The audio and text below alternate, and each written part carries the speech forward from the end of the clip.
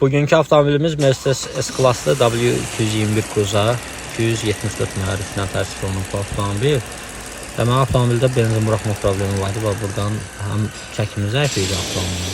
Aydınlaşdırdıq ki, farsun kandibindən hava çəkir salniklərindən, həm də ki benzin də buraxır. Yuxarı salniklərdən benzin də buraxır. Aşağı salniklərdən də hava çəkirdi. Salnikləri qurumuşdu hamısı.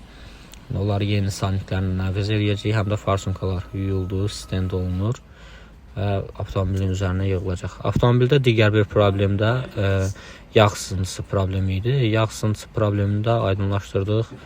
Gördük ki, valın arxa salnikindən, yəni dirsəkli valın, karen valın arxa salnikindən buraxır.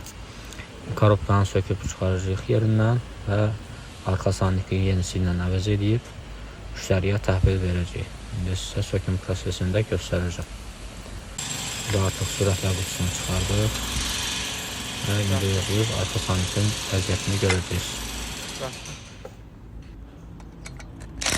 Orada maxaviki sökülür, çıxarılır yerindən. Bu da arxa salnik. Ondan buraxır. Arxa salnik dəyişiləcək, yeni salniklə əvəz olunub. Avtomobilin üzərinə yığılacaq və müştəriyə təhvil veriləcək. Müştərimizə xeyirli uğurlu olsun. Sizin də avtomobilinizdə bu kimi problemlər varsa, servisimizə müraciət edə bilərsiniz.